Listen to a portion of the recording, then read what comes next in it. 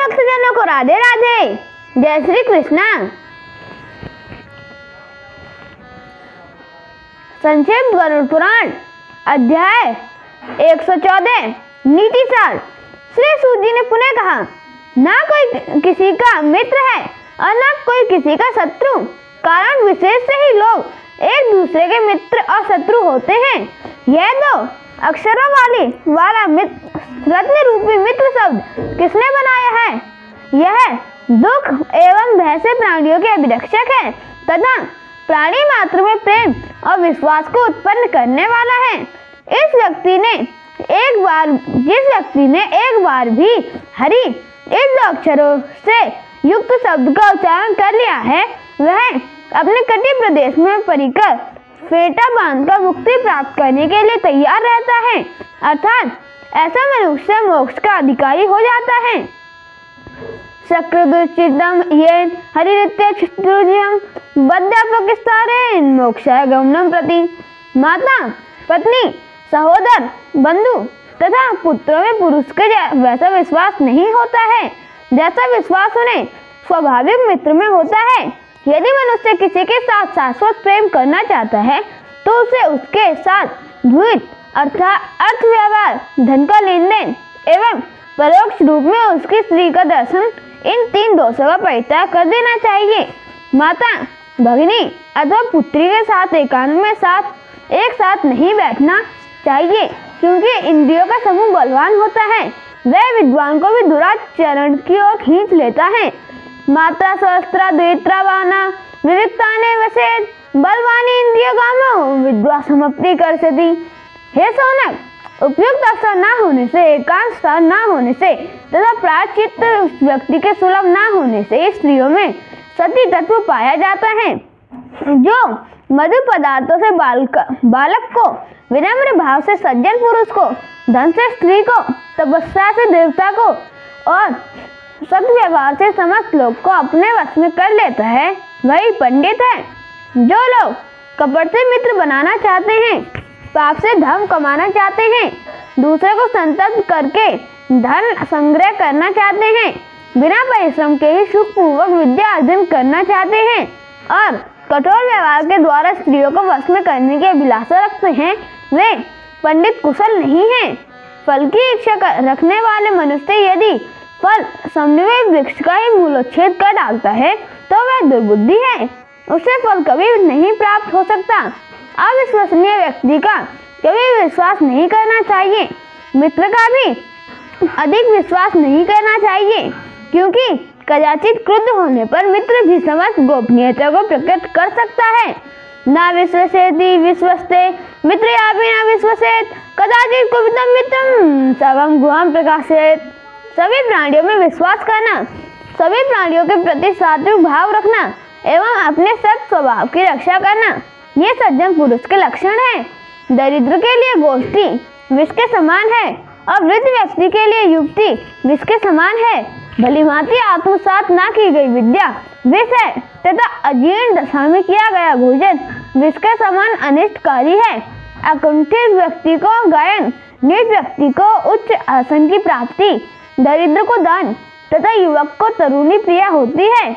अधिक मात्रा में जल का पीना, गरिष्ठ भोजन, धातु की क्षीणता, मल मूत्र का वेग रोकना, दिन में सोना एवं रात्रि में जागरण करना, इन 6 कारणों से मनुष्य के शरीर में रोग निवास करने लगते हैं।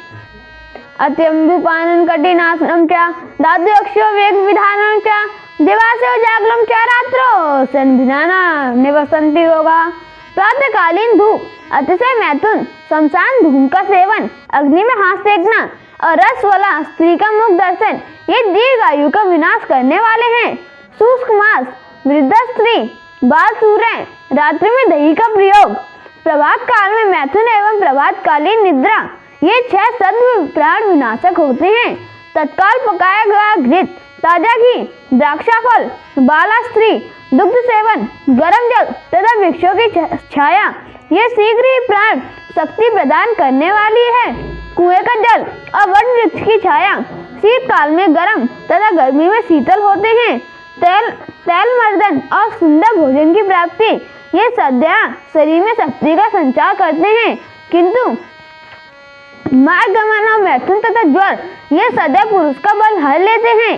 जो मलिन वस्त्र धारण करता है, दांतों को स्वच्छ नहीं रखता, अधिक भोजन करने वाला है, कठोर वचन बोलता है, सूर्योदय तथा सूर्यास्त के समय भी सोता है, वह यदि साक्षात चक्रपाणी विष्णु हो तो उसे भी लक्ष्मी छोड़ देती है। जो मनुष्य नख से तृण का छेदन करता है, पृथ्वी पर लिखता है, चरणों का प्रक्षालन नहीं करता, दांत स्वच्छ नहीं रखता, मलिन वस्त्र धारण करता है, के संस्कार विहीन रखता है, प्रातः एवं सायंकाल में संध्याओं में सोता है, नग्न शयन करता है, भोजन और प्रयास अधिक करता है, अपने अंग और आसन पर बाजा बजाता है, तो भगवान विष्णु के समान होने पर भी उसे लक्ष्मी त्याग देती है। जो पुरुष अपने सिर को जल से धोकर स्वच्छ रखता है, चरणों को प्रक्षालित करके मल रहित करता है, वैश्यागमन से दूर रहता है, अल्प भोजन करता है, नग्न शयन नहीं करता तथा परवर रहित दिवसों में स्त्री सहवास करता है, तो उसके ये सठ कर्म चिरकाल से विनष्ट हुई उसकी आयु लक्ष्मी को पुनः उसके सानिध्य में ले आते हैं। बाल सूर्य के तेज, जलती हुई चिता का धुआं, वृद्ध स्त्री, बासी दही और झाड़ू की धूली का सेवन दीर्घ आयु की कामना करने वाले पुरुष को नहीं करना चाहिए। हाथी, अश्व, रथ, धान्य तथा गौ की धूली शुभ होती है, किंतु गधा, ऊंट, बकरी एवं भेड़ की धूली अशुभ मानना चाहिए। गौ की धूली, धान्य की धूली और पुत्र के अंग में लगी हुई जो धूली है, वह महान कल्याणकारी एवं महापातकों का विनाशक है। सूप फटकने से निकली हुई वायु, नखाग्र नाखून का जल, स्नान किए हुए वस्त्र से निचोड़ हुआ जल, केस से गिरता हुआ जल तथा झाड़ू की धूली मनुष्य के पूर्व जन्म के अर्जित पुण्य को भी नष्ट कर देती है। ब्राह्मण तथा अग्नि के बीच से, दो ब्राह्मणों के बीच से, पत्नी पत्नी के बीच से, स्वामी स्वामिनी के बीच से तथा घोड़ा और सांड के बीच से नहीं जाना चाहिए। स्त्री, राजा, अग्नि, सर्प, स्वाध्याय, शत्रु की सेवा, भोग और आस्वादन में कौन ऐसा बुद्धिमान होगा जो विश्वास करेगा। अविश्वसनीय पर विश्वास तथा विश्वास प्राणी पर अधिक विश्वास नहीं करना चाहिए, क्योंकि विश्वास करने से जो भय उत्पन्न होता है वह मनुष्य को समूल नष्ट कर देता है। जो मनुष्य शत्रु के साथ संधि करके आश्वस्त रहता है, वह निश्चित ही वृक्ष की छाया के अग्रभाग पर सोए हुए मनुष्य के समान गिरने के पश्चात ही जागता है। प्राणी को अत्यंत सरल अथवा अत्यंत कठोर नहीं होना चाहिए, क्योंकि सरल स्वभाव से सरल और कठोर स्वभाव से कठोर शत्रु को नष्ट किया जा सकता है। अत्यंत सरल तथा अत्यंत कोमल नहीं होना चाहिए। सरल अर्थात सीधे वृक्ष काटे जाते हैं, टेढ़े तो यथास्थिति में खड़े रहते हैं। फल से परिपूर्ण वृक्ष एवं गुणवान व्यक्ति विनम्र हो जाते हैं, किंतु सूखे हुए वृक्ष और मूर्ख मनुष्य टूट सकते हैं पर झुक नहीं सकते, अर्थात वे बिना यावनत नहीं हो सकते। जिस प्रकार बिना याचना के ही दुख जीवन में आते हैं और स्वतः चले भी जाते हैं, उसी प्रकार सुख की भी यही स्थिति है। कामना करने वाला मनुष्य तो मार्जत बिल्ली की तरह दुखों के ही फल प्राप्त करता है। सज्जन पुरुष के आगे पीछे संप्रदाय सर्वदा घूमती रहती है, दुर्जन के लिए इससे विपरीत स्थिति होती है। अतः जैसा अच्छा लगे वैसा करें। सज्जनता और दुर्जनता आचरण करने मनुष्य पर निर्भर है। 6 कानों तक पहुंची हुई गुप्त मंत्रणा नष्ट हो जाती है, अतः मंत्र त्राणा को 4 कानों तक ही सीमित रखना चाहिए। 2 कानों तक स्थित मंत्र वाणा को तो ब्रह्मा भी जानने में समर्थ नहीं है।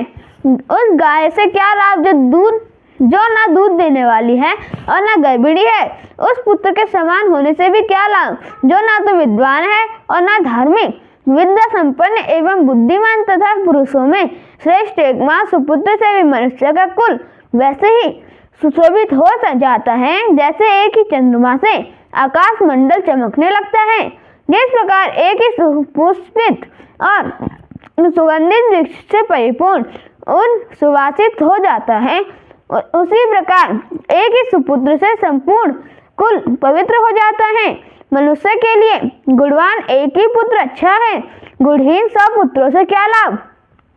चंद्रमा अकेले ही अंधकार को नष्ट कर देता है, किंतु हजारों ज्योतिपुंज उस अंधकार को दूर करने में असफल रहते हैं। मनुष्य को 5 वर्ष तक पुत्र का प्यार से पालन करना चाहिए, 10 वर्ष तक उसे अनुशासित रखना चाहिए तथा 16 वर्ष की अवस्था प्राप्त होने पर उसके साथ मित्रवत व्यवहार करना चाहिए। कुछ व्याघ्र हरिण के समान मुख वाले होते हैं, कुछ हरिण व्याघ्र मुख वाले होते हैं। उनके वास्तविक स्वरूप के परिज्ञान में पद पर अविश्वास बना ही रहता है। इसलिए बाहर आकृति से प्राणी को अंतः प्रवृत्ति नहीं जानना चाहिए। क्षमाशील व्यक्तियों में एक ही दोष है, दूसरा दोष नहीं है।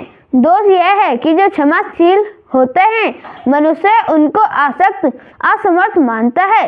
एका क्षमावंता दोषो द्वितीयो नोपपद्यते यदेनं क्षम्य युक्त समतां मन्यते जना। प्राणी को यह शास्त्र स्वीकार कर लेना चाहिए कि संस्कार के समस्त क्षणभंगुर ही हैं। इसलिए अपनी ओर आकृष्ट करने वाले स्निग्ध सुंदर सुखों उपभोगों को प्रति विद्वान पुरुष के विचार स्थिर एवं तटस्थित रहते हैं। उनके मन में उन विषय वासनाओं के लिए आकर्षण नहीं होता। हे शौनक, बड़ा भाई पिता के समान है। पिता की मृत्यु के पश्चात वह सभी छोटे भाइयों का पिता ही है, क्योंकि वह सभी का पालन पोषण करता है। वह समाज छोटों के प्रति एक समान भाव रखता है। वह समान उपभोग करने वाले परिजनों के विषय में वैसे ही व्यवहार करता है जैसा अपने पुत्रों के प्रति उसका व्यवहार होता है। अतः छोटे भाइयों के बड़े भाइयों के प्रति पिता के समान आदर भाव रखना चाहिए। कम शक्तिशाली वस्तुओं का समुदाय संगठन भी अत्यधिक शक्ति संपन्न हो जाता है। जैसे तृण को बटकर बनाई गई रस्सी से हाथी भी बांध दिए जाते हैं। जो दूसरे का धन चुराकर दान देता है वह नरक में जाता है। जिसका धन है उसी को उस दान का फल प्राप्त होता है। देव द्रव्य देवताओं के पूजन आदि में समर्पित किए जाने योग्य द्रव्य के विनाश करने से, ब्राह्मण का धन का अपहरण करने से एवं ब्राह्मण का तिरस्कार करने से मनुष्य के वंश नष्ट हो जाते हैं। ब्रह्महंता, मद्यपी, चोर तथा व्रत भंग करने वाले पापियों के पाप का शमन हो जा सकता है, किंतु सज्जनों के द्वारा किए गए उपकारों के प्रति कृतघ्नता करने वाले कृतघ्न व्यक्ति का निस्तार संभव नहीं है। मनुष्य को भूलकर भी दुष्ट एवं छोटे शत्रु की भी उपेक्षा नहीं करनी चाहिए, क्योंकि भली प्रकार से न बुझाई गई अग्नि भी संसार को भस्म कर सकती है। जो नई अवस्था में अर्थात युवा अवस्था में शांत रहता है वही शांत स्वभाव है, ऐसा मेरा विचार है। क्योंकि धातु क्षय आदि सब प्रकार की शक्तियों के समाप्त हो जाने पर किसमें शांति नहीं आ जाती, अर्थात उस अवस्था में तो सभी शांत हो जाते हैं। नवे वयसी सा शांत इति में मति दातेषु क्षयमाणेषु समा कास्य न जायते। हे ब्राह्मण श्रेष्ठ, सार्वजनिक मार्ग के समान सभी संप्रदाय सब मान्य हैं, अतः यह संपदा मेरी है ऐसा मानकर मनुष्य को प्रसन्न नहीं होना चाहिए।